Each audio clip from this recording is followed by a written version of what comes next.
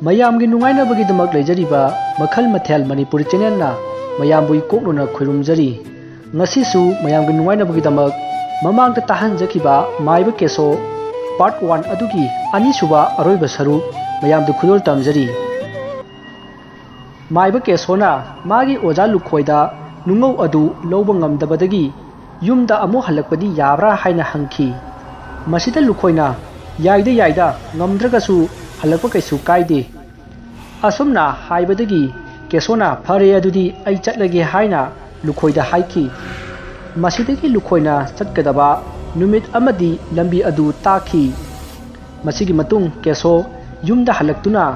ꯂꯥꯏꯔꯦꯝꯕꯤ ꯂꯩꯕ ꯃꯐꯝ ꯑꯗꯨꯗ ꯆꯠꯅꯅꯕ ꯁꯦꯝ ꯁꯥꯈꯤ ꯋꯥꯐꯝ ꯑꯗꯨ ꯃꯥꯒꯤ ꯅꯨꯄꯤ ꯑꯉꯥꯡꯁꯤꯡꯗꯗꯤ ꯍꯥꯏꯗꯣꯛꯂꯝꯗꯦ ꯃꯈꯣꯏꯗꯗꯤ ꯂꯥꯡꯐꯩ ꯆꯠꯂꯤꯕꯅꯤ ꯍꯥꯏꯅ ꯍꯥꯏꯖꯤꯟꯈꯤ ꯃꯁꯤꯒꯤ ꯃꯇꯨꯡ ꯀꯦꯁꯣ ꯂꯥꯏꯔꯦꯝꯕꯤ ꯂꯩꯕ ꯃꯐꯝ ꯑꯗꯨꯗ ꯂꯥꯛꯂꯦ ꯃꯥꯏꯕ ꯂꯨꯈꯣꯏꯅ ꯀꯦꯁꯣꯗ ꯈꯨꯜ ꯑꯗꯨ ꯌꯧꯅꯗꯕ ꯂꯝꯕꯤ ꯇꯥꯛꯂꯛꯂꯕꯅꯤꯅ ꯃꯍꯥꯛ ꯈꯨꯟ ꯑꯗꯨ ꯌꯧꯅꯕ ꯆꯠꯈꯤ ꯃꯍꯥꯛꯅ ꯈꯨꯟ ꯑꯗꯨ ꯌꯧꯔꯝꯗꯥꯏꯗ ꯅꯨꯃꯤꯠ ꯇꯥꯈ꯭ꯔꯦ ꯅꯨꯃꯤꯗꯥꯡ ꯑꯃꯝꯕ ꯃꯔꯛ ꯑꯗꯨꯗ ꯀꯦꯁꯣꯅ ꯑꯁꯨꯝ ꯂꯥꯛꯄꯗ ꯈꯨꯟꯒꯤ ꯃꯩꯉꯥꯜ ꯑꯗꯨ ꯎꯈꯤ ꯀꯦꯁꯣ ꯃꯤꯍꯨꯟ ꯆꯣꯡꯕ ꯍꯧꯔꯛꯂꯦ ꯑꯗꯨꯕꯨ ꯃꯍꯥꯛ ꯈꯨꯟ ꯑꯗꯨꯗ ꯆꯪꯁꯤꯟꯕꯗꯤ ꯂꯦꯞꯇꯦ ꯃꯁꯤꯗ ꯀꯦꯁꯣꯅ ꯈꯨꯜ ꯑꯗꯨ ꯌꯧꯕꯗ ꯈꯨꯜ ꯑꯗꯨꯗ ꯑꯆꯧꯕ ꯍꯔꯥꯎ ꯀꯨꯝꯍꯩ ꯑꯃ ꯄꯥꯡꯊꯣꯛꯇꯨꯅ ꯂꯩꯔꯝꯈꯤ ꯃꯔꯛꯁꯤꯗ ꯀꯦꯁꯣꯅ ꯈꯨꯟꯖꯥ ꯃꯌꯥꯝꯅ ꯍꯔꯥꯎ ꯅꯨꯡꯉꯥꯏꯕ ꯄꯥꯡꯊꯣꯛꯂꯤꯉꯩ ꯈꯨꯟ ꯑꯗꯨꯒꯤ ꯑꯀꯣꯏꯕꯗ ꯀꯣꯏꯆꯠ ꯆꯠꯇꯨꯅ ꯂꯥꯏꯔꯦꯝꯕꯤ ꯑꯗꯨꯕꯨ ꯊꯤꯈꯤ ꯐꯅ ꯌꯥꯝꯅ ꯊꯤꯔꯕꯁꯨ ꯐꯪꯈꯤꯗꯦ ꯀꯦꯁꯣꯅ ꯈꯜꯂꯤ ꯀꯩꯅꯣꯅꯦ ꯑꯣꯖꯥꯅꯗꯤ ꯈꯨꯟ ꯑꯁꯤꯗ ꯂꯥꯏꯔꯦꯝꯕꯤ ꯑꯃ ꯂꯩ ꯍꯥꯏ ꯂꯥꯏꯔꯦꯝꯕꯤ ꯂꯩꯕ ꯃꯐꯝꯗꯨꯗ ꯒꯨꯍꯥ ꯑꯃꯁꯨ ꯂꯩ ꯍꯥꯏ ꯑꯩꯅ ꯑꯁꯨꯛ ꯌꯥꯝꯅ ꯆꯠꯂꯤꯁꯤ ꯂꯩꯇꯦꯗ ꯀꯗꯥꯏꯗ ꯂꯩꯔꯤꯕꯖꯥꯠꯅꯣꯅꯦ ꯑꯁꯨꯝꯅ ꯍꯥꯏꯗꯨꯅ ꯊꯤꯕ ꯌꯥꯕ ꯊꯤꯔꯕ ꯃꯇꯨꯡ ꯀꯦꯁꯣ ꯁꯥꯎꯅꯤꯡꯒꯨꯝ ꯀꯔꯤꯒꯨꯝ ꯃꯅꯥꯛ ꯑꯗꯨꯋꯥꯏꯗ ꯂꯩꯕ ꯈꯨꯟꯖꯥ ꯑꯃꯗ ꯃꯍꯥꯁꯣꯏ ꯁꯤꯗꯒꯤ ꯂꯥꯏꯔꯦꯝꯕꯤꯗꯨ ꯀꯥꯏꯗ ꯆꯠꯈ꯭ꯔꯒꯦ ꯍꯥꯏꯅ ꯍꯪꯂꯨꯔꯦ ꯃꯁꯤꯗ ꯈꯨꯟꯖꯥ ꯅꯨꯄꯥ ꯑꯗꯨꯅ ꯀꯔꯤꯔꯥ ꯑꯗꯨ ꯍꯪꯄꯗꯤ ꯍꯥꯏꯅ ꯍꯪꯉꯛꯈꯤ ꯃꯁꯤꯗ ꯀꯦꯁꯣꯗꯨ ꯈꯨꯝꯐꯝ ꯈꯪꯗꯗꯨꯅ ꯃꯁꯥ ꯍꯨꯃꯥꯡ ꯀꯥꯡꯈꯠꯂꯛꯂꯤ ꯃꯤꯀꯨꯞ ꯑꯗꯨꯗ ꯈꯪꯍꯧꯗꯅ ꯈꯨꯟꯖꯥꯒꯤ ꯃꯤꯑꯣꯏ ꯈꯔꯁꯨ ꯌꯣꯝꯁꯤꯜꯂꯛꯈꯤ ꯃꯥꯏꯕ ꯀꯦꯁꯣ ꯀꯤꯈꯤꯕꯅ ꯃꯁꯥ ꯑꯗꯨ ꯊꯛ ꯅꯤꯛꯂꯦ ꯃꯁꯤꯗꯒꯤ ꯃꯥꯅ ꯋꯥ ꯍꯪꯂꯨꯕ ꯅꯨꯄꯥ ꯑꯗꯨꯅ ꯅꯨꯄꯥ ꯅꯪ ꯀꯔꯤꯒꯤ ꯀꯤꯕꯅꯣꯅꯦ ꯑꯩꯈꯣꯏ ꯀꯔꯤꯁꯨ ꯇꯧꯔꯣꯏꯅꯦ ꯅꯪ ꯂꯥꯏꯔꯦꯝꯕꯤ ꯑꯗꯨ ꯍꯪꯄꯗꯤ ꯀꯔꯤꯒꯤꯅꯣ ꯍꯪꯄꯅꯤꯅꯦ ꯃꯁꯤꯗ ꯀꯦꯁꯣꯅ ꯈꯨꯝꯐꯝ ꯈꯪꯗ꯭ꯔꯗꯨꯅ ꯑꯩ ꯂꯥꯏꯔꯦꯝꯕꯤꯗꯨ ꯈꯨꯔꯨꯝꯖꯒꯦꯅ ꯂꯥꯛꯄꯅꯦ ꯑꯩꯒꯤ ꯏꯃꯨꯡ ꯃꯅꯨꯡꯁꯦ ꯑꯋꯥ ꯑꯅꯥ ꯌꯥꯝꯅ ꯅꯪꯕ ꯑꯗꯨꯗ ꯆꯤꯡꯒꯤ ꯏꯄꯥ ꯑꯃ ꯊꯦꯡꯅꯕꯗꯒꯤ ꯂꯥꯏꯔꯦꯝꯕꯤ ꯑꯗꯨ ꯈꯨꯔꯨꯝꯃꯨꯆꯣ ꯑꯗꯨ ꯑꯣꯏꯔꯗꯤ ꯑꯋꯥꯕ ꯀꯣꯛꯀꯅꯤ ꯍꯥꯏꯕꯗꯨꯗ ꯑꯩ ꯈꯨꯔꯨꯝꯕ ꯂꯥꯛꯄꯅꯦ ꯑꯁꯨꯝꯅ ꯀꯦꯁꯣꯅ ꯋꯥ ꯂꯩꯊꯣꯛꯂꯒ ꯈꯨꯝꯈꯤ ꯃꯁꯤꯗ ꯅꯨꯄꯥ ꯑꯗꯨꯅ ꯑꯩꯈꯣꯏꯒꯤ ꯂꯥꯏꯔꯦꯝꯕꯤꯁꯦ ꯈꯨꯔꯨꯝꯂꯕꯗꯤ ꯑꯋꯥꯕ ꯀꯣꯛꯑꯦ ꯍꯥꯏꯕꯗꯣ ꯑꯆꯨꯝꯕꯅꯦꯀꯣ ꯑꯩꯈꯣꯏꯅꯁꯨ ꯃꯥꯁꯦ ꯆꯍꯤ ꯈꯨꯗꯤꯡꯒꯤ ꯅꯨꯃꯤꯠ ꯀꯨꯟꯅꯤ ꯂꯥꯠꯄꯅꯦ ꯑꯗꯣ ꯅꯪ ꯂꯥꯏꯕꯛ ꯐꯠꯇꯦ ꯉꯔꯥꯡ ꯂꯥꯛꯂꯕꯗꯤ ꯈꯨꯔꯨꯝ ꯆꯠꯄ ꯅꯪꯒꯗꯕꯅꯤꯅꯦ ꯉꯁꯤꯗꯤ ꯂꯥꯏꯔꯦꯝꯕꯤꯗꯨ ꯂꯣꯏꯁꯤꯟꯕ ꯅꯨꯃꯤꯠ ꯑꯣꯏꯕꯅꯤꯅꯦ ꯑꯗꯣ ꯅꯪꯗꯤ ꯀꯗꯥꯏꯗꯒꯤꯔꯥ ꯃꯁꯤꯗ ꯀꯦꯁꯣꯅ ꯑꯩꯁꯦ ꯑꯊꯥꯞꯄ ꯈꯨꯟ ꯑꯃꯗꯒꯤꯅꯦ ꯑꯊꯦꯞꯄ ꯈꯨꯟꯗꯒꯤ ꯑꯣꯏꯕꯤꯕ ꯌꯥꯝ ꯅꯨꯡꯉꯥꯏꯇꯦꯅꯦ ꯑꯗꯣ ꯃꯊꯪꯒꯤ ꯆꯍꯤ ꯉꯥꯏꯕꯤꯌꯣ ꯑꯗꯨꯒ ꯑꯩꯈꯣꯏꯒꯤ ꯂꯥꯏꯔꯦꯝꯕꯤꯁꯦ ꯈꯣꯏꯔꯝꯕꯤꯌꯣꯅꯦ ꯉꯁꯤꯒꯤꯗꯤ ꯂꯥꯏꯔꯦꯝꯕꯤ ꯏꯃꯥ ꯂꯥꯠꯄꯒꯤ ꯂꯣꯏꯁꯤꯟꯕꯒꯤ ꯍꯔꯥꯎꯕ ꯑꯣꯏꯅ ꯃꯌꯥꯝ ꯂꯥꯡꯕꯁꯦ ꯌꯥꯎꯕꯤꯔꯣ ꯑꯗꯨꯒ ꯑꯆꯥ ꯑꯊꯛꯁꯤꯡꯁꯦ ꯆꯥꯕꯤꯌꯣ ꯑꯗꯨꯒ ꯑꯇꯣꯝꯒꯤ ꯑꯋꯥꯕꯗꯣ ꯀꯣꯛꯄ ꯑꯣꯏꯁꯅꯣ ꯑꯁꯨꯝꯅ ꯀꯦꯁꯣꯅ ꯍꯥꯏꯕꯗꯨ ꯃꯌꯥꯝꯅ ꯊꯥꯖꯗꯨꯅ ꯃꯥꯕꯨ ꯂꯥꯏꯔꯦꯝꯕꯤ ꯂꯥꯠꯄ ꯂꯣꯏꯁꯤꯟꯕꯒꯤ ꯍꯔꯥꯎꯕ ꯑꯗꯨ ꯌꯥꯎꯈꯤ ꯑꯗꯨꯕꯨ ꯃꯍꯥꯛ ꯂꯥꯏꯔꯦꯝꯕꯤ ꯑꯗꯨ ꯀꯔꯤꯅꯣ ꯍꯥꯏꯕ ꯃꯍꯥꯛ ꯒ꯭ꯌꯥꯟꯗꯤ ꯇꯥꯈꯤꯗꯦ ꯃꯁꯤꯗꯒꯤ ꯀꯦꯁꯣꯅ ꯈꯨꯟꯖꯥꯒꯤ ꯑꯍꯟ ꯑꯃꯗ ꯂꯥꯏꯔꯦꯝꯕꯤ ꯑꯗꯨꯒꯤ ꯃꯔꯝꯗ ꯍꯪꯈꯤ ꯃꯁꯤꯗ ꯑꯍꯟ ꯑꯗꯨꯅ ꯃꯈꯣꯏꯅ ꯂꯥꯠꯂꯤꯕ ꯂꯥꯏꯔꯦꯝꯕꯤ ꯑꯁꯤ ꯅꯍꯥꯟꯋꯥꯏꯗ ꯈꯨꯜ ꯑꯁꯤꯗ ꯂꯤꯌꯥꯡꯂꯨ ꯀꯧꯕꯤ ꯃꯁꯛ ꯃꯇꯧ ꯌꯥꯝꯅ ꯐꯖꯕꯤ ꯅꯨꯄꯤ ꯑꯃ ꯈꯨꯜꯂꯥꯛꯄꯒꯤ ꯃꯆꯥ ꯑꯣꯏꯅ ꯄꯣꯛꯈꯤ ꯃꯍꯥꯛ ꯃꯊꯧꯅꯥ ꯃꯔꯤꯡꯖꯦꯜ ꯌꯥꯝꯅ ꯐꯕꯤꯅꯤ ꯈꯨꯟ ꯑꯗꯨꯗ ꯂꯥꯟꯗꯥꯔꯛꯄꯗ ꯃꯍꯥꯛꯅ ꯆꯦꯟꯊꯣꯛꯇꯨꯅ ꯃꯥꯌꯣꯛꯅꯩ ꯃꯍꯥꯛ ꯂꯩꯕꯅ ꯈꯨꯟꯖꯥ ꯑꯁꯤꯗ ꯃꯤ ꯑꯃꯠꯇꯅ ꯂꯝ ꯍꯦꯟꯕ ꯉꯝꯈꯤꯗꯦ ꯑꯗꯨꯒ ꯑꯇꯣꯞꯄ ꯈꯨꯟꯖꯥꯅꯁꯨ ꯃꯍꯥꯛ ꯂꯩꯕꯗꯒꯤ ꯀꯤꯅꯈꯤ ꯃꯔꯝ ꯑꯁꯤꯅ ꯈꯨꯟ ꯑꯁꯤ ꯆꯍꯣꯡ ꯉꯥꯍꯣꯡꯅ ꯄꯥꯟꯈꯤ ꯑꯁꯨꯝꯅ ꯄꯥꯜꯂꯤꯉꯩ ꯑꯇꯣꯞꯄ ꯈꯨꯟꯖꯥ ꯄꯥꯈꯪ ꯑꯃꯅ ꯂꯤꯌꯥꯡꯂꯨꯕꯨ ꯅꯨꯡꯁꯤꯕ ꯁꯥꯁꯤꯟꯅꯈꯤ ꯑꯗꯨꯒ ꯅꯣꯡꯃ ꯅꯨꯃꯤꯠ ꯑꯃꯗ mahakka nuksinariba nupa aduna luhongbini haiduna magi yumda puraga magi thakna sanaba pota hu hapchinduna hatkhi masigi matung achouba lan ama thoki lan aduda liyanglugi mapa khulakpasu sikhi asumna khun asi nongmugi marai chaitharakhi masidagi nongma khun asigi mioi amada liyanglugi thawai laktuna chahi khudingi mabu ira thawni tau adu oirabadi khunjau leichaugani haina hairambadagi mahakpu ira thawni tauki masigi matung khun ase tapna chaukhallakibani asumna ngasi su lairembi adu ira libasini asumna khunja ahan aduna lairembi adugi maramda wari lirakhi matamasida kesona khalli karinune aina changliba khunna sibu lala jalane asumna khanjanakhi asumna matam asum haujin kiduna harau kumai adu loisille aduga kesosu khunja ahan adugi yumda nongmatang ahing lecture haina kesona haibadagi ahan adugi yumda ahing lekhre masidagi kesosu lamsang lakbagi ga wabane mahak ningaidana tumkhre asumna numidang adu haukhre mathangi nonganduna kesona haugalakpada khunja mayam marang langnarami kesona mapanda prap chentorakpada khun adugi lokta ising sokpa chatluba nupi macha ani laigoknabadagi choron paron lolaga leramkhi masdagi kesona chenchinduna mihun jengkhi matamasida khunja mayamdi kapnaba launaba haurakhi kesodu pungak ngakhi mahakna karigi kaplibano haina ngarang maga wali sanaba ahan aduda hangkhi ahan aduna chanupa angang asida uknariba lai ase asamba lai nate karigumba lai ase hek oknaraba adum sikani kanana su kanpangam tapane atuki mayam kapnabani ne chanupa asumna ahan aduna hairakpa aduda kesona ipa adugidi kaishu wabigano ai leitaina jage asumna hairaka kesona kuchen chenduna lai khorumnaba pochai punamak langki aduga lai khurumba haurakhi asumna lai khurumbada nupi macha anidu kanna laurai aduga leimaida tharo olaga maku adu leimaida kanna yaisilli masida kesona angangsing adubu phalanaba haibadagi khunja mayam chensillaktuna phaki asumna kesona laison tinson khara tawbadagi nupi macha anidu gyan manglaga wanthakre masida leiba mayamna nupi macha anidu sire haina yamna kanna kapna launarakhi adubu ikhang khanghaudana nupi macha anidu anaba phaduna gyan lakle matawadu ubada khunja punamak haraunakhi aduga maiba kesubusu thagannarai masidagi kesona khunja mayamda hairakhi mayamda yeliba lai asi luung aduda taraga sikiba mi soidana yarongani mahaki thawainani ngasi mayamda ulibase aduna thawai adu ai losanbiramge haiduna kesona khunja mayamga punna luung aduda kumthaduna thawai adubu laison tinson tawduna khoirumki masidagi khunja mayamna pienduna kesoda iroi ama piki aduga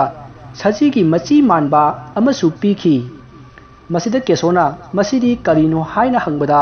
ahan aduna kesoda hairi isanupa masigi posi khuipang chai kawi masina nangna tawru ba thabak chingda mai pakchaduna ina kaira khunba oigadawribani wafam adu tabada kesona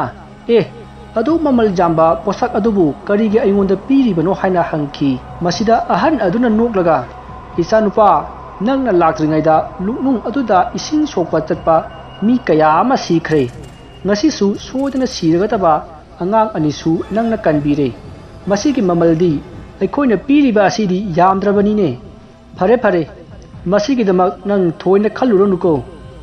numit tarngai iroi asi tongduna chatloko asumna hainaduna keso mage yumda halakhi khunja mayamsu harau lehore masigi matung keso numit tarakpada mage yum yauki mahangna yum jorokpada mage yum adu onthokka phibumda leiramki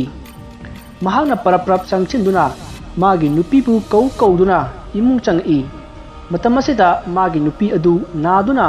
macha nupi ahumduna seba toraga leiramki masida kesona ꯀꯔꯤꯅꯣ ꯇꯧꯔꯤꯁꯤꯕꯣ ꯌꯨꯝꯒꯥꯁꯤꯅ ꯃꯤꯅ ꯊꯨꯒꯥꯏꯔꯝꯃꯗꯧꯅ ꯇꯧꯔꯤꯁꯤꯅ ꯀꯝꯗꯧꯔꯤꯅꯣ ꯍꯥꯏꯅ ꯍꯪꯈꯤ ꯃꯁꯤꯗ ꯃꯥꯒꯤ ꯅꯨꯄꯤꯅ ꯋꯥꯐꯝ ꯄꯨꯝꯅꯃꯛ ꯍꯥꯏꯔꯛꯈꯤ ꯍꯧꯖꯤꯛ ꯂꯩꯀꯥꯏ ꯑꯁꯤꯗ ꯕꯨꯠ ꯑꯃ ꯊꯣꯛꯇꯨꯅ ꯃꯤ ꯃꯊꯪ ꯍꯥꯠꯂꯤ ꯍꯥꯏꯔꯤꯕ ꯕꯨꯠ ꯑꯗꯨ ꯀꯦꯁꯣꯅ ꯇꯧꯔꯤꯕꯅꯤ ꯃꯁꯤ ꯈꯪꯅꯔꯛꯂꯒꯅꯤ ꯍꯥꯏꯗꯨꯅ ꯀꯤꯕꯗꯒꯤ ꯃꯍꯥꯛ ꯆꯦꯟꯈꯤꯕꯅꯤ ꯍꯥꯏꯗꯨꯅ ꯂꯩꯀꯥꯏ ꯃꯤꯌꯥꯝ ꯂꯥꯛꯂꯒ ꯌꯨꯝ ꯑꯁꯤꯕꯨ ꯊꯨꯒꯥꯏꯔꯝꯂꯤꯕꯅꯤ ꯃꯗꯨ ꯇꯧꯗꯅꯕ ꯍꯥꯏꯔꯨꯕꯗ ꯑꯩꯕꯨꯁꯨ ꯃꯥꯏꯕ ꯐꯠꯇꯕꯒꯤ ꯅꯨꯄꯤꯅꯤ ꯍꯥꯏꯗꯨꯅ ꯐꯨꯔꯝꯂꯤꯕꯅꯤ ꯍꯥꯏꯅ ꯀꯦꯁꯣꯗ ꯇꯝꯈꯤ ꯋꯥꯐꯝ ꯑꯗꯨ ꯇꯥꯕꯗ ꯀꯦꯁꯣ ꯌꯥꯝꯅ ꯁꯥꯎꯈꯤ ꯃꯁꯤꯗꯒꯤ ꯃꯍꯥꯛ ꯈꯨꯗꯛ ꯑꯗꯨꯗ ꯃꯥꯒꯤ ꯑꯣꯖꯥ ꯂꯨꯈꯣꯏꯒꯤ ꯌꯨꯝꯗ ꯆꯠꯈꯤ ꯍꯥꯏꯔꯤꯕ ꯅꯨꯃꯤꯠ ꯑꯗꯨꯒꯤ ꯅꯨꯡꯗꯥꯡ ꯊꯦꯡꯖꯤꯜꯂꯛꯂꯕ ꯃꯇꯝꯗ ꯀꯦꯁꯣ ꯂꯨꯈꯣꯏꯒꯤ ꯌꯨꯝ ꯌꯧꯗꯨꯅ ꯂꯨꯈꯣꯏꯕꯨ ꯀꯧꯔꯝꯃꯤ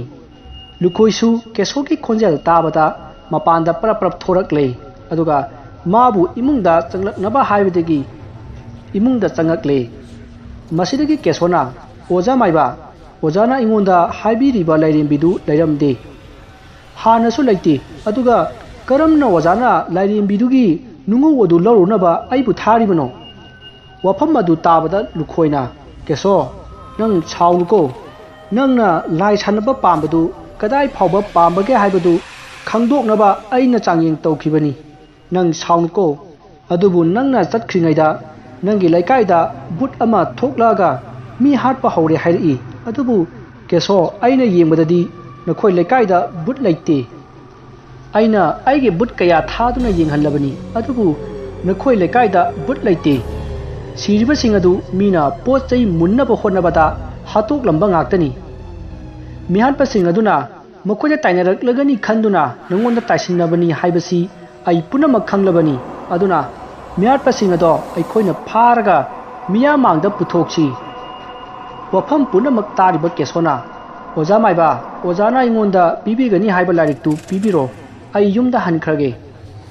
ꯀꯦꯁꯣ ꯌꯥꯝꯅ ꯁꯥꯎꯔꯦ ꯍꯥꯏꯕ ꯈꯪꯂꯕ ꯂꯨꯈꯣꯏꯅ ꯀꯦꯁꯣ ꯅꯪ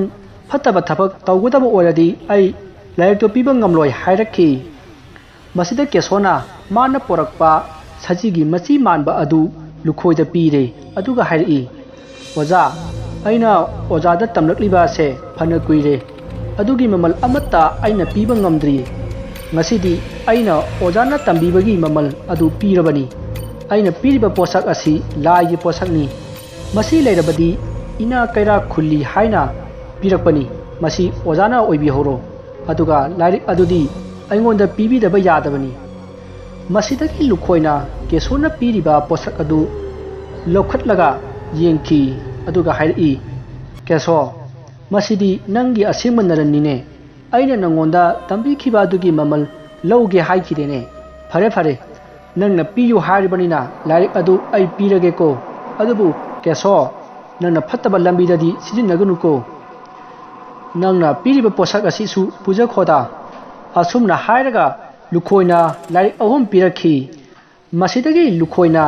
ꯂꯥꯏꯔꯤꯛ ꯑꯗꯨ ꯄꯤꯔꯛꯄ ꯑꯗꯨꯗ ꯌꯥꯝꯅ ꯍꯔꯥꯎꯈꯤ ꯑꯗꯨꯒ ꯃꯥꯏꯕ ꯂꯨꯈꯣꯏꯗ ꯍꯥꯏꯔꯛꯏ ꯑꯣꯖꯥ ꯑꯩ ꯌꯥꯝꯅ ꯅꯨꯡꯉꯥꯏꯔꯦ ꯑꯩꯅ ꯄꯤꯔꯤꯕ ꯄꯣꯠꯁꯛ ꯑꯁꯤ ꯑꯣꯖꯥꯅ ꯃꯇꯝ ꯈꯔ ꯁꯤꯖꯤꯟꯅꯕꯤꯔꯣ ꯑꯗꯨꯒ ꯑꯩꯉꯣꯟꯗ ꯑꯃꯨꯛ ꯄꯤꯕꯤꯔꯛꯎ ꯉꯁꯤꯒꯤꯗꯤ ꯍꯟꯖꯈ꯭ꯔꯒꯦ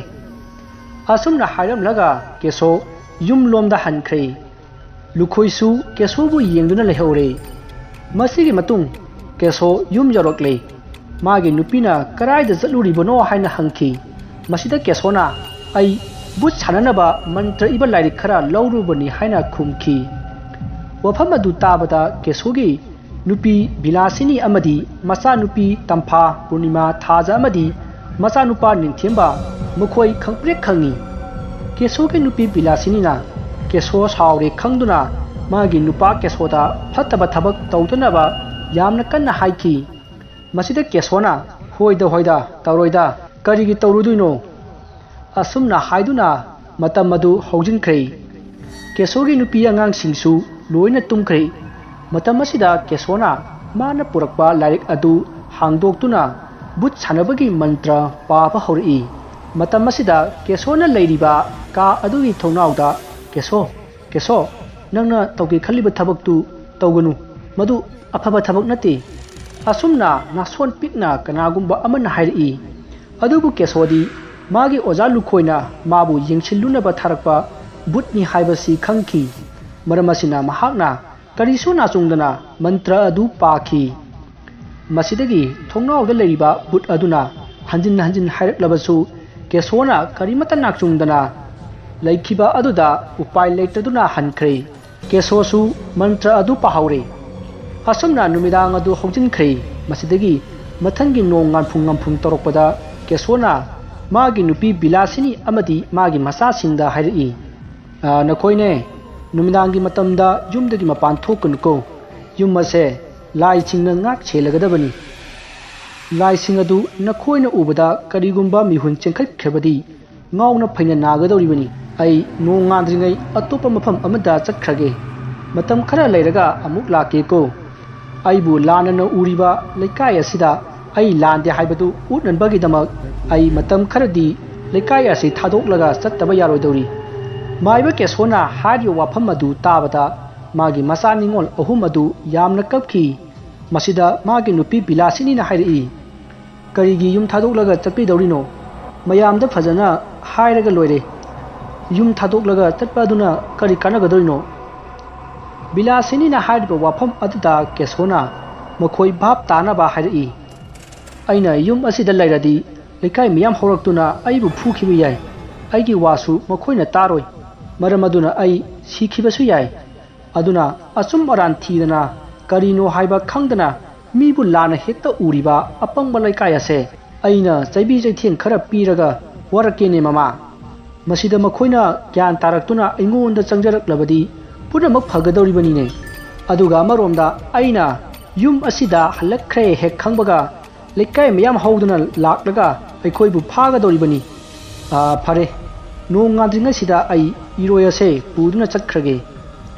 ꯅꯈꯣꯏꯅ ꯑꯩ ꯂꯥꯛꯂꯝꯃꯤ ꯍꯥꯏꯕꯁꯦ ꯀꯅꯥꯗꯁꯨ ꯍꯥꯏꯗꯣꯛꯀꯅꯨꯀꯣ꯫ ꯃꯁꯤꯗ ꯕꯤꯂꯥꯁꯤꯅꯤꯅ, ꯐꯔꯦ, ꯃꯣꯏ ꯄꯥꯕꯨꯡꯅ ꯐꯒꯅꯤ ꯍꯥꯏꯕꯗꯣ ꯑꯗꯨꯝ ꯇꯧꯕꯤꯔꯣ꯫ ꯑꯗꯨꯕꯨ ꯂꯩꯀꯥꯏꯁꯤ ꯁꯤꯕ ꯅꯥꯕꯗꯤ ꯌꯥꯎꯍꯟꯅꯤꯡꯗꯦ꯫ ꯍꯣꯏꯗ ꯑꯩꯅ ꯐꯅꯕ ꯁꯤꯜꯂꯒꯦ꯫ ꯑꯗꯨꯕꯨ ꯁꯤꯍꯜꯂꯣꯏ ꯍꯥꯏꯕꯗꯤ ꯑꯩ ꯍꯥꯏꯕ ꯉꯝꯂꯣꯏ꯫ ꯐꯔꯦ, ꯑꯗꯨꯗꯤ ꯑꯩ ꯆꯠꯂꯒꯦꯀꯣ꯫ ꯅꯆꯥꯁꯤꯡꯒ ꯅꯤꯡꯊꯤꯖꯅ ꯂꯩꯔꯝꯃꯨ꯫ ꯑꯗꯣ ꯑꯩꯅ ꯍꯥꯏꯕꯗꯣ ꯀꯥꯎꯅꯨ, ꯅꯨꯡꯗꯥꯡꯒꯤ ꯃꯇꯝꯗ ꯌꯨꯝꯁꯤꯗꯒꯤ ꯃꯄꯥꯟ ꯊꯣꯛꯀꯅꯨꯀꯣ꯫ ꯏꯆꯥꯁꯥ, ꯄꯥꯕꯨꯡ ꯆꯠꯂꯨꯈꯤꯒꯦꯀꯣ꯫ ꯀꯞꯀꯅꯨ꯫ ꯑꯁꯨꯝꯅ ꯀꯦꯁꯣ ꯅꯣꯡ ꯉꯥꯜꯂꯝꯗꯥꯏ ꯑꯗꯨꯗ ꯃꯥꯒꯤ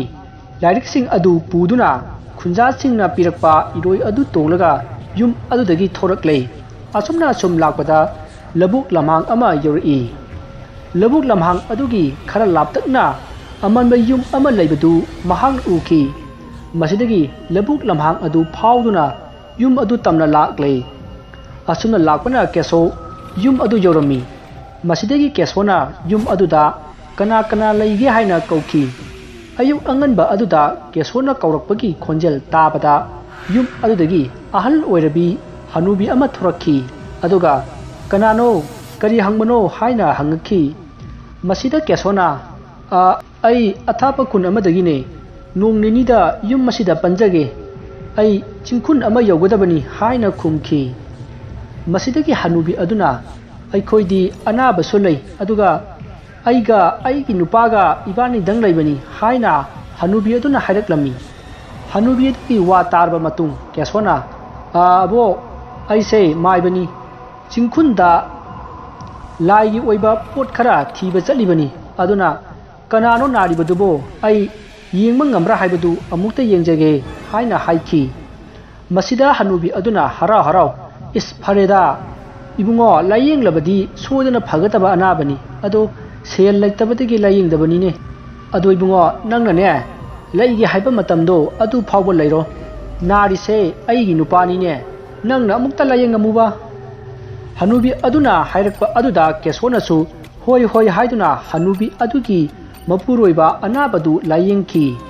ꯑꯁꯨꯝꯅ ꯀꯦꯁꯣ ꯌꯨꯝ ꯑꯗꯨꯗ ꯂꯩꯈ꯭ꯔꯦ꯫ ꯑꯁꯨꯝꯅ ꯂꯩꯀꯥꯏ ꯃꯤꯌꯥꯝꯅ ꯑꯃꯨꯛ ꯍꯟꯅ ꯀꯦꯁꯣꯒꯤ ꯌꯨꯝꯗ ꯂꯥꯛꯇꯨꯅ, ꯀꯦꯁꯣ ꯉꯔꯥꯡ ꯂꯥꯛꯏ ꯍꯥꯏ, ꯀꯧꯊꯣꯔꯛꯎ, ꯋꯥ ꯉꯥꯡꯅꯒꯦ ꯍꯥꯏꯔꯛꯈꯤ꯫ ꯃꯁꯤꯗ ꯕꯤꯂꯥꯁꯤꯅꯤꯅ, ꯀꯅꯥꯅ ꯎꯍꯧꯕ ꯄꯥꯎꯅꯣ, ꯃꯥꯗꯤ ꯂꯥꯛꯇꯦ ꯍꯥꯏꯅ ꯈꯨꯝꯈꯤ꯫ ꯃꯁꯤꯗꯒꯤ ꯂꯥꯛꯂꯤꯕ ꯃꯤꯑꯣꯏꯁꯤꯡ ꯑꯗꯨꯒ ꯌꯥꯝꯅ ꯀꯟꯅ ꯃꯔꯩ ꯌꯦꯠꯅꯈꯤ꯫ ꯑꯗꯨꯒ ꯃꯥꯏꯕ ꯐꯠꯇꯕꯒꯤ ꯅꯨꯄꯤ ꯍꯥꯏꯅ ꯆꯩꯔꯝꯂꯒ ꯐꯨꯕ ꯌꯥꯕꯁꯨ ꯐꯨꯔꯝꯂꯒ ꯆꯠꯅꯈ꯭ꯔꯦ꯫ ꯍꯥꯏꯔꯤꯕ ꯅꯨꯃꯤꯠ ꯑꯁꯤꯒꯤ ꯑꯍꯤꯡꯗ ꯀꯦꯁꯣꯅ ꯂꯩꯔꯤꯕ ꯃꯐꯝ ꯑꯗꯨꯗꯒꯤ खरा चटलगा लैबा लम्हांग अदुदा केसो थोक्तुना ख्वाइदगी साथीबा बुट अमा खल्लगा कौखी हंदक्ति केसो मसादा अकीबा करिसु फावखिदे महाक छावनिंगबना मसा अदु थुमटखिबना बुट अदुबु परपरप लाक्नबा कौखी मतम असिदा अकीबा खोंजल कया ताबदा नतना सप्त कया तौबा हौरक्ले इसिंगसु लेतबा मफम अदुदा इचेल इराव खोलगी मखोल तारई अदुगा नुंसितसु सितना लमांग अदुदा हौरिबा अपिक अपिकपा नापीसिंग अदुसु यामना कन्ना नोमली मसिदा नतना मीना लाव खोंपगी अकीबा खोंजलसु तारई असुमना सप्त तौरबा मतुंग मनिंग ममांग ज्ञान तादबा मुसिनमुबा बुट अमा पाक्थरगा केसोगी मनाक्ता असुम चंगसिल्लक्ले केसो मदु उबदा मसा अदु कीदबदि ngamlamde अदुबु कीबा अदु फाथरगा बुट अदुदा हाइरई हाय बुट नंगोंदा अइना वा अमा हाइगे मुन्ना तावको मफम असिदगी खरा चटलगा खुन अमा लैबनी हारिबा खुन अदुदा नंग चटलो अदुगा हौजिक फावबा तुमद्रिबा मियोई सिंगदा नंगना अकी अखंग पीरुसो अदुगा थवाई लौबदी यारोइको असुमना केसोना बुट अदुदा हाइबदगी बुट अदु करीमता खुमलमदना खंगहौदना लैमाइदगे पाइखल्लई अदुगा खंगहौदना मांगख्रे केसो मसा अदु हुमांगना पुंगलुप लुखी बुट अदुना हेक मांगखिबगा मफम अदु पुंचिक चिखी मसिदगी केसोना लैरोन खरा सोलगा फमदुना ममित उसिंदुना बुट अदुबु लाकप ngaiduna लैखी असोमदना बुट अदुना केसोना हाइर इबा खुल अदु यौरे खुल अदु केसोगे नुपी अंगांगना लैरिबा खुल अदुनी मसिदगी बुट अदुना असुम पायरगा लाकपदा उ अमगी मखोंगदा मी खरा फमलगा लैबदु उखी मसिदगी चंगसिल्लगा नुपा अमगी मकोकता पाक थाखी मसिदा नुपा अदुना कइनोने हाइदुना मकोक अदु मखुना नांथै अदुगा कोइलै लेदुना येंगी लरिबा ममानबसिंगना कइदोरगे भाई हाइना हंगई मसिदा नुपा अदुना कइनो खंगदिनी अइगी कोकसिदा पाक थारिने ममानबा अमना हेरा लिला ताबो ओरंगनिदा नंगसु मसिदा अतोपा ममानबा अमना भाई मयाम हौजिंगने लैकाइसे कइनोम तौरिबनी खुनसिदा लैबा केसो हाइबरा कइनो अदुगी माइबदुना बुत थादोकलगा मी हाटली हाइबनी अदुना अइखोइसु हनरसी थेंगे असुमना हाइनरिङै केसोना थारकपा बुट अदुना नुपा अमगी मखौरिदा मखुट अदु थमखी मतमसिदा नुपा अदुना भाई अइगी ngaksamda इंग लाउबा मीगी मखुट अमा खौरी मेले नोय उद्रो असुमना नुपा अदुना कीना लाउरकपा अदुदा मयामदु फट लैथोरई मतम अदुदा नुपा अदुगी तुंगदा मुसिनमुबा अमा लेपगा लैबा अदु मयामदुना उबदगी सिदी केसोगी बुटनीने हाइना लाउरमनगा कायदुना चेनख्रे असुमना मफम अदुदा लैरंबा मियोय पुनमक मागी युम जौनबा चेनखी मसिगी मतुंग बुट अदुना असुम लाकपदा खुल अदुगी सेंजाव पाइबा भैरगी युमदा बुटकी फिजोल सेटपा नुपा अहुम चंगसिनखी मसिदा केसोगी बुट अदुना नुपा अहुम अदुगी मतुंगदा मासु इनरई नुपा अहुम अदुना हाइनरई भाई मयाम आई मपानगी थुंजावसे सिदा दोंग थिलके अदुगा नखोइना मनिंग मया सिदा कोइचेन चेलुको अदु ओरदी मखोइ कीबदगी खनाम थोलारोय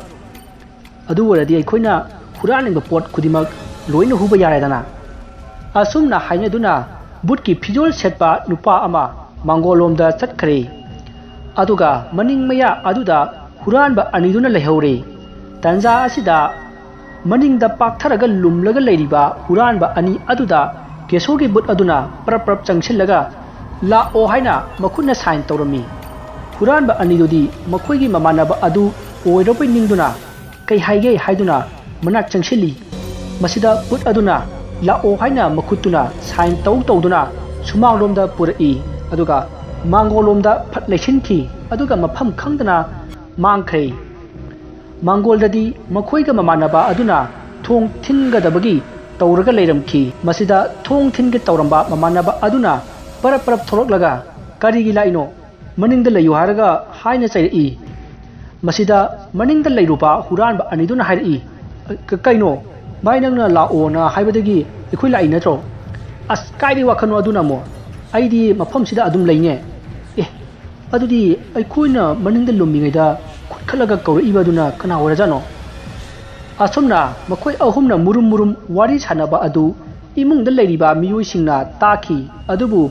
ꯀꯦꯁꯣꯒꯤ ꯕꯨꯠꯅꯤ ꯍꯥꯏꯅ ꯈꯟꯗꯨꯅ ꯇꯨꯃꯤꯟ ꯂꯩꯈꯤ꯫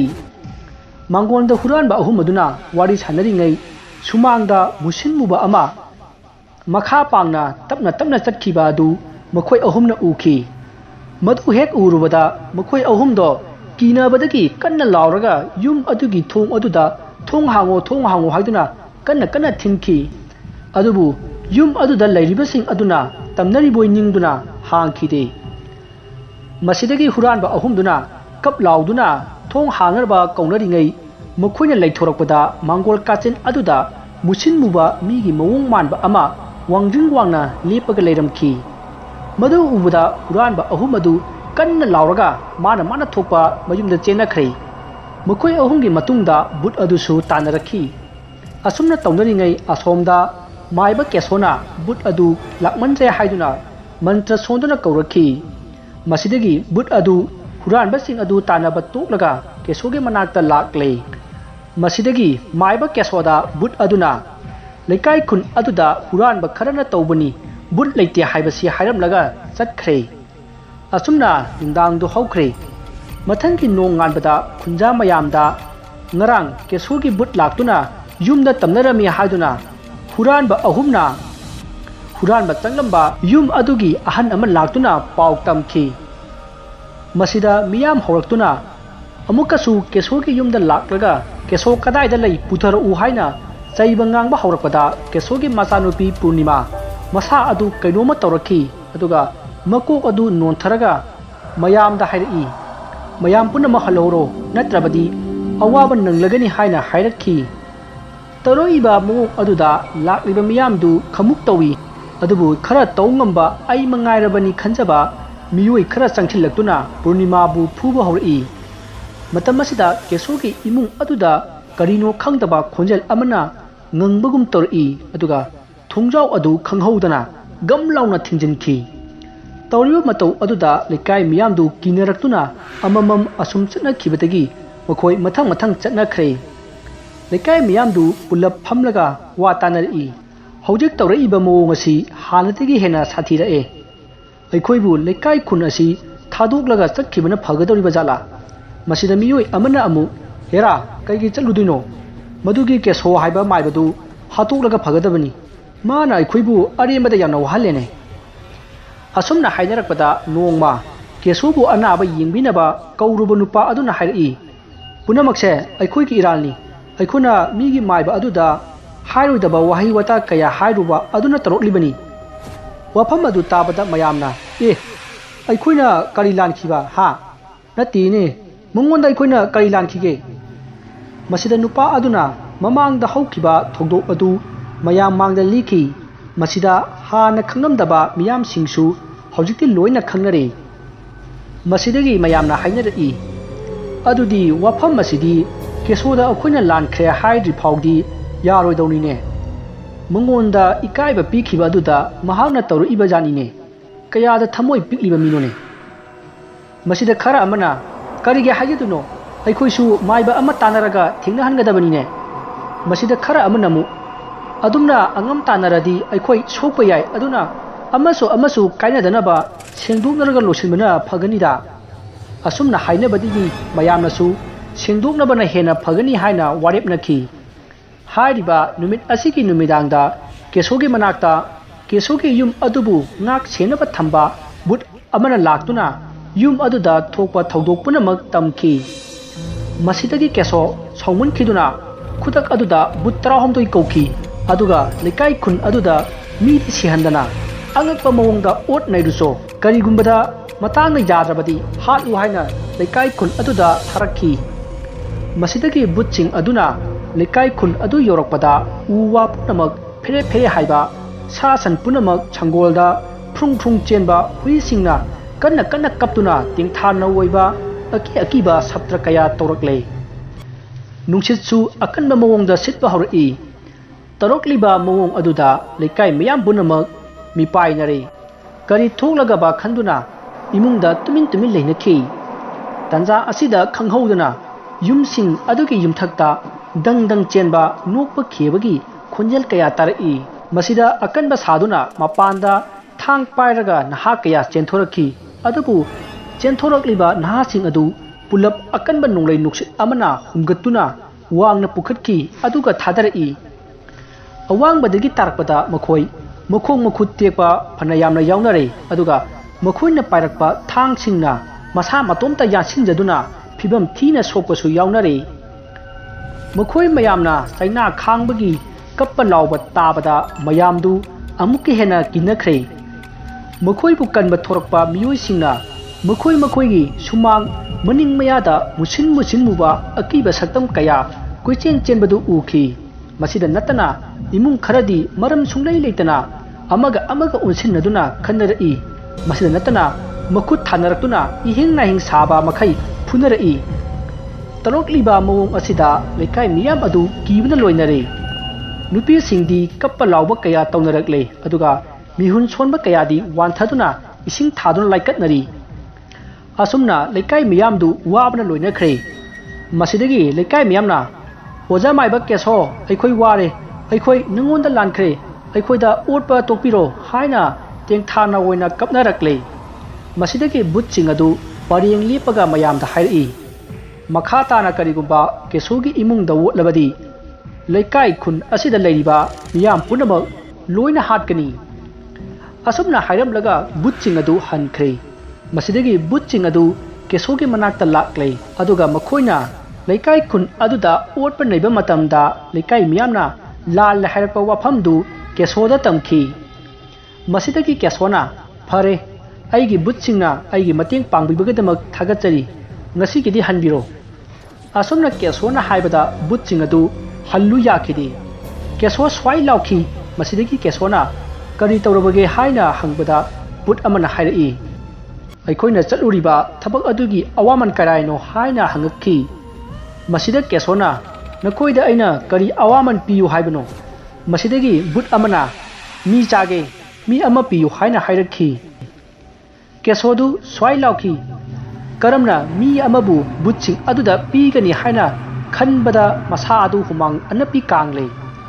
ꯃꯁꯤꯒꯤ ꯃꯇꯨꯡ ꯀꯦꯁꯣꯅ ꯈꯟꯕ ꯌꯥꯕ ꯈꯜꯂꯕ ꯃꯇꯨꯡ ꯍꯥꯏꯔꯛꯏ, "ꯐꯔꯦ ꯐꯔꯦ ꯚꯨꯠꯁꯤꯡ, ꯅꯈꯣꯏ ꯉꯁꯤꯒꯤꯗꯤ ꯍꯜꯂꯣ, ꯍꯌꯦꯡ ꯅꯨꯡꯗꯥꯡ ꯑꯣꯏꯅ ꯑꯩꯅ ꯃꯤ 3 ꯄꯤꯔꯒꯦ" ꯍꯥꯏꯅ ꯊꯦꯝꯂꯦ꯫ ꯋꯥꯐꯝ ꯑꯗꯨ ꯚꯨꯠꯁꯤꯡ ꯑꯗꯨꯁꯨ ꯌꯥꯔꯗꯨꯅ ꯃꯈꯣꯏ ꯍꯟꯅꯈ꯭ꯔꯦ꯫ ꯃꯁꯤꯒꯤ ꯃꯇꯨꯡ ꯃꯊꯪꯒꯤ ꯅꯣꯡꯉꯥꯟꯕꯗ ꯃꯥꯏꯕ ꯀꯦꯁꯣꯅ ꯃꯥꯅ ꯂꯩꯔꯤꯕ ꯌꯨꯝ ꯑꯗꯨꯒꯤ ꯑꯍꯟ 2 ꯑꯗꯨꯗ ꯍꯥꯏꯔꯛꯏ, "ꯑꯍꯟ ꯑꯅꯤ, ꯉꯁꯤꯗꯒꯤꯗꯤ ꯑꯩ ꯌꯨꯝꯗ ꯍꯜꯂꯒꯦ꯫ ꯏꯄꯨꯁꯨ ꯍꯧꯖꯤꯛꯇꯤ ꯅꯥꯕ ꯈꯔ ꯐꯔꯕꯅꯤꯅ ꯑꯕꯣꯛꯅ ꯑꯩꯅ ꯁꯦꯝꯂꯤꯕ ꯍꯤꯗꯥꯛꯁꯤꯡꯁꯦ ꯆꯥꯡ ꯅꯥꯏꯅ ꯄꯤꯖꯕꯤꯔꯣ, ꯑꯗꯨ ꯑꯣꯏꯔꯕꯗꯤ ꯇꯞꯅ ꯇꯞꯅ ꯐꯔꯛꯂꯒꯅꯤꯗ꯫ ꯐꯔꯦ, ꯉꯁꯤꯒꯤꯗꯤ ꯑꯩ ꯆꯠꯂꯒꯦꯀꯣ." ꯑꯁꯨꯝꯅ ꯍꯥꯏꯅꯗꯨꯅ ꯀꯦꯁꯣ ꯅꯨꯃꯤꯠ ꯑꯗꯨꯒꯤ ꯅꯨꯃꯤꯗꯥꯡ ꯋꯥꯏꯔꯝꯗ ꯌꯨꯝꯗ ꯍꯜꯂꯛꯂꯦ꯫ ꯃꯁꯤꯗꯒꯤ ꯂꯩꯀꯥꯏ ꯃꯤꯌꯥꯝꯅ ꯃꯍꯥꯛ ꯂꯥꯛꯂꯦ ꯇꯥꯕꯗ ꯃꯥꯒꯤ ꯌꯨꯝꯗ ꯃꯤꯌꯥꯝ ꯊꯣꯝꯖꯤꯟꯅꯔꯛꯈꯤ꯫ ꯃꯁꯤꯗ ꯀꯦꯁꯣ ꯑꯃꯗꯤ ꯃꯥꯒꯤ ꯅꯨꯄꯤ ꯑꯉꯥꯡꯁꯤꯡ ꯀꯤꯕꯅ ꯂꯣꯏꯅꯔꯦ꯫ ꯃꯄꯥꯟꯗ ꯑꯍꯟ ꯑꯃꯅ "ꯏꯕꯨꯡꯉꯣ, ꯑꯃꯥꯏꯕ ꯀꯦꯁꯣ, ꯅꯪ ꯍꯜꯂꯛꯂꯦ ꯇꯥꯕꯗ ꯑꯩꯈꯣꯏ ꯋꯥꯔꯤ ꯁꯥꯟꯅꯒꯦ ꯍꯥꯏꯗꯨꯅ ꯂꯥꯛꯂꯤꯕꯅꯤ, ꯃꯄꯥꯟꯗ ꯑꯝꯇ ꯊꯣꯛꯄꯤꯔꯛꯎꯕ." ꯑꯍꯟ ꯑꯗꯨꯅ ꯏꯪꯅ ꯇꯞꯅ ꯍꯥꯏꯔꯛꯄ ꯑꯗꯨꯗ ꯀꯦꯁꯣ ꯑꯃꯗꯤ ꯃꯥꯒꯤ ꯅꯨꯄꯤ ꯃꯄꯥꯟꯗ ꯊꯣꯔꯛꯂꯦ꯫ ꯃꯁꯤꯗꯒꯤ ꯃꯌꯥꯝꯅ ꯃꯐꯝ ꯑꯁꯤꯗꯗꯤ ꯃꯌꯥꯝꯁꯦ ꯆꯟꯗ꯭ꯔꯦ, ꯑꯗꯨꯅ ꯈꯨꯟꯒꯤ ꯅꯤꯝ ꯃꯈꯣꯡꯗ ꯆꯠꯂꯒ ꯃꯌꯥꯝ ꯄꯨꯟꯅ ꯋꯥꯔꯤ ꯁꯥꯟꯅꯔꯒ ꯑꯆꯨꯝ ꯑꯔꯥꯟꯗꯨ ꯈꯪꯗꯣꯛꯃꯤꯟꯅꯔꯁꯤ꯫ ꯑꯁꯨꯝꯅ ꯍꯥꯏꯅꯗꯨꯅ ꯀꯦꯁꯣ ꯃꯌꯥꯝꯒ ꯂꯣꯏꯅꯅ ꯈꯨꯟꯒꯤ ꯋꯥ ꯇꯥꯟꯅꯐꯝ ꯅꯤꯝ ꯃꯈꯣꯡꯗ ꯂꯥꯛꯂꯦ꯫ ꯃꯁꯤꯗ ꯂꯩꯀꯥꯏ ꯑꯗꯨꯒꯤ ꯑꯍꯟ ꯑꯃꯅ ꯀꯦꯁꯣꯗ ꯍꯥꯏꯔꯛꯏ, "ꯀꯦꯁꯣ, ꯀꯔꯤꯒꯤꯅꯣ ꯅꯪꯅ ꯈꯨꯟ ꯑꯁꯤꯗ ꯚꯨꯠ ꯊꯥꯗꯣꯛꯂꯒ ꯄꯣꯛꯉꯝꯗꯅ ꯄꯣꯛꯄ ꯃꯤꯑꯣꯏꯕ ꯑꯃꯒꯤ ꯄꯨꯟꯁꯤꯕꯨ ꯃꯥꯡꯍꯜꯂꯤꯕꯁꯤꯕꯨ ꯀꯔꯤꯒꯤꯅꯣ?" ꯃꯁꯤꯗ ꯀꯦꯁꯣꯅ "ꯃꯌꯥꯝ ꯄꯨꯝꯅꯃꯛꯅ ꯑꯩꯕꯨ ꯂꯥꯟꯅ ꯎꯕꯤꯕꯅꯅꯤ꯫ ꯑꯩꯗꯤ ꯈꯨꯟ ꯑꯁꯤꯗ ꯚꯨꯠ ꯊꯥꯖꯤꯟꯗꯨꯅ ꯃꯤ ꯍꯥꯠꯈꯤꯕꯗꯤ ꯂꯩꯇꯦ." ꯃꯁꯤꯗ ꯅꯍꯥ ꯑꯃꯅ "ꯀꯔꯤ? ꯅꯪꯅ ꯉꯔꯥꯡ ꯊꯥꯔꯛꯄ ꯚꯨꯠꯇꯨꯅ ꯑꯩꯈꯣꯏꯗ ꯑꯣꯠꯂꯤꯕꯗꯨꯗꯤ ꯚꯨꯠ ꯃꯁꯥꯅ ꯐꯥꯎꯕ ꯍꯥꯏꯔꯝꯂꯕꯅꯤꯅꯦ? ꯑꯗꯨꯗꯤ ꯅꯈꯣꯏꯅ ꯍꯥꯟꯅ ꯑꯩꯒꯤ ꯌꯨꯝ ꯊꯨꯒꯥꯏꯔꯝꯕ ꯑꯃꯗꯤ ꯑꯩꯒꯤ ꯅꯨꯄꯤ ꯑꯉꯥꯡꯁꯤꯡꯗ ꯑꯋꯥꯕ ꯄꯤꯕꯒꯤꯅꯤꯅꯦ? ꯅꯊ꯭ꯋꯥꯏ ꯂꯧꯗ꯭ꯔꯤꯗꯣ ꯅꯔꯥꯏꯕꯛ ꯐꯔꯕꯅꯤ꯫ ꯀꯔꯤ? ꯅꯪ ꯀꯌꯥꯝ ꯍꯩꯕ ꯃꯥꯏꯕꯅꯣ ꯍꯥ? ꯅꯪꯅ ꯍꯥꯟꯅ ꯚꯨꯠ ꯊꯥꯖꯤꯜꯂꯛꯂꯒ ꯃꯤ ꯍꯥꯠꯄꯗꯒꯤꯅꯤꯅꯦ? ꯃꯤꯍꯠꯄ ꯃꯥꯏꯕꯣ." ꯑꯁꯨꯝꯅ khungin ha kharaga maiba kesoga khandarakpa sankattarakpa aduda ahan kharana khamjin ki aduga ahan amana hairi keso nangna langphai chatlingaida laikai khun asida nangi butni haiba but kharana mi hali aduga imungda kihan khanghan tawraga sana lupa hurali madu karigino masida kesona sawba punamak phatharaga hairi mayamna khalliba singado madu lali aidi aigi thabak amagi damak anaba yengba chinkhun amata chatlubani anaba adu phaba aduda haraubadagi makoina pirakpa iroini aigi sumangda lehoribado aina chatkringaida thui hariba but adudi but nate huranbani makoina aibu mingchat thinanaba but ki phiron setchilaga but sabani asi hairaga kesona laurai hojik mayamsi ki marakta huranba ahumdu yawrabadi thorau natrabadi afaba oiroi haina hanna laurakhi hanjin laurabasu thorakhide masidagi kesona karigumba thorau yadaba tarabadi but hajinduna hatkani haina kihanbadagi huranba ahumdu thorakle masigi matung huranba ahumduna makoina tawkiba thabakching adu loina hairami aduga sikriba mising adusu soibadagi hatpani haina hairakhi makoina porakpa sanalupa pochai munnanaba butki phijon setchelaga tamnabada kiduna wantharaga siba khongbanda tasillaga khongbanda leiramba wachetna yungduna siba asina chingba kaya tawbuni ekhoi atamna hatpadi natte asumna hairakhi adubu kesogi mamangda ikairaba miyamna huranba aduda yomsinduna nakhoi leibana aikhoi se ikaiba nanglibani haiduna phuki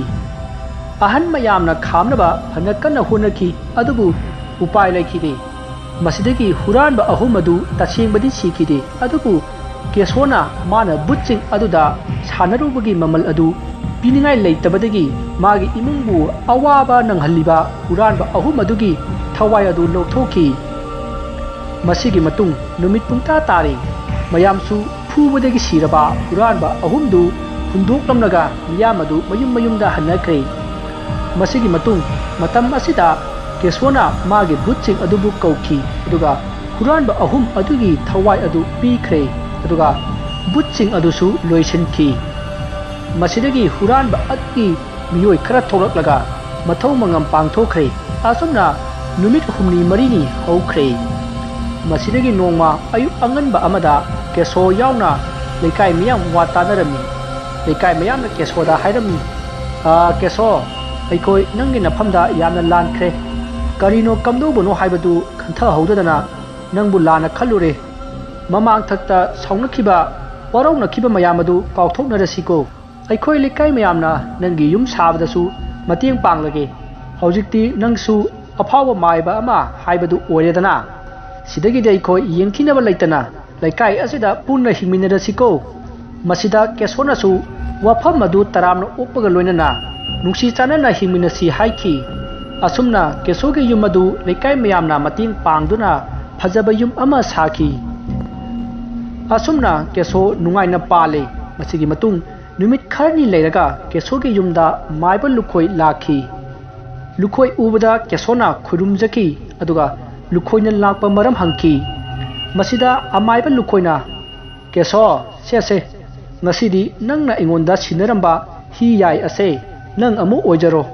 masigi matengna nang ojasu nungaina pale ne he nangsu masigi mapandagi ne nungaina paloko aina chingkhun aduda lairembi lei magi makuta yai oiba nung lei haina haijin khiba adudi nangdi awoiba maki oina yai adu purak ledana ha phare nang oja hallage ko nungaina palu asumna hairam laga maibal lukhoi hankhre keso mana wana phangjarakpa hi yai adu amuhatna phangjaba aduda yamna haraujaki imungda chengchenduna magi nupi angangsingda pot adugi maramda wari likhi masidagi makhoi yai adugi mapandagi yamna nungaina pankhre wari asi matang asida loijari wari asida soikiba wahai wata kaya yawrabasu tabidi basingna pukchal chauna ngapigani